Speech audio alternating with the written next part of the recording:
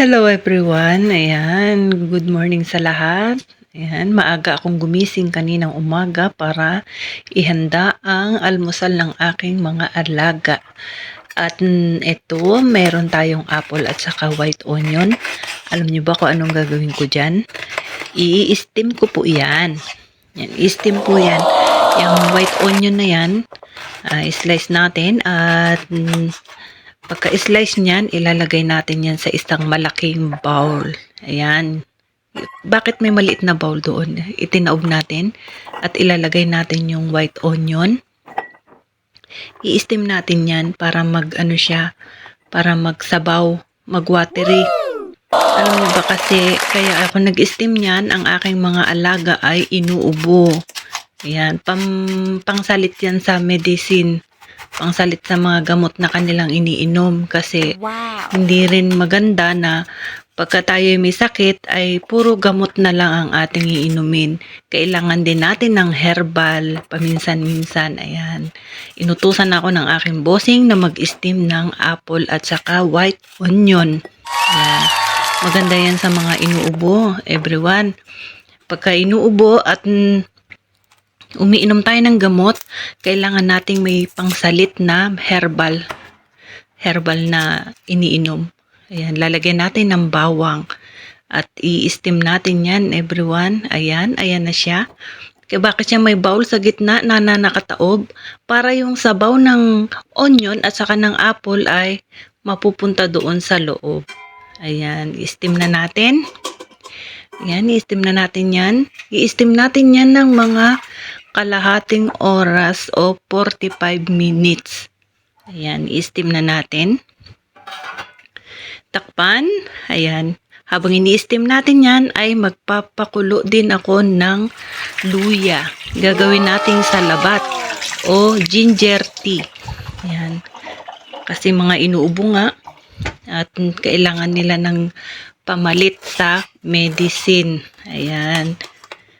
Papasok sa school ang aking mga alaga. Ipinagluto ko muna sila ng ginger tea at saka ng steam apple at white onion. Yan, maganda po yan sa mga inuubo. Kaya yun doon sa mga may mga inuubo, mga tagal na ang ubo, yan. Pwede yan gawin. Pamalit. Para hindi puro medicine ang papasok sa loob ng katawan natin. Ayan, pinakuluan ko na. At pakukuluan natin yan ng 10 minutes. Ayan, i-ano natin ng 10 minutes. Habang pinapakuluan natin yan ng 10 minutes ay mag-prepare ako ng almusal ng aking mga alaga. Magluluto ako ng gulay at saka ng egg. Ayan, nag-boiled egg tayo dyan. Tapos, ayan, matatapos na yung ating ginger tea, yung ating salabat. Lalagyan natin siya ng sugar. Yung sugar na yan, everyone, yung anong tawag dyan sa sugar na yan? Sugar cane yan, yung parang bao-bao siya. Yung parang bao-bao na sugar yan. Lalagyan natin siya ng 4 na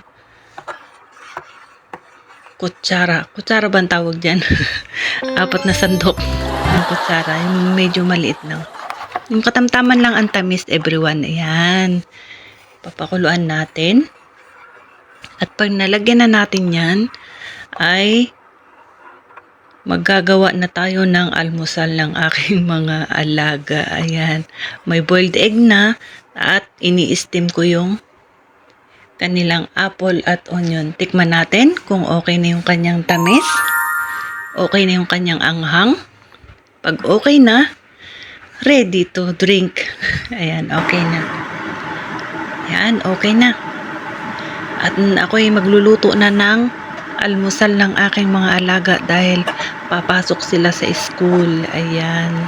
Magluluto ako ng kanilang gulay. Yan ang aking everyday routine, everyone.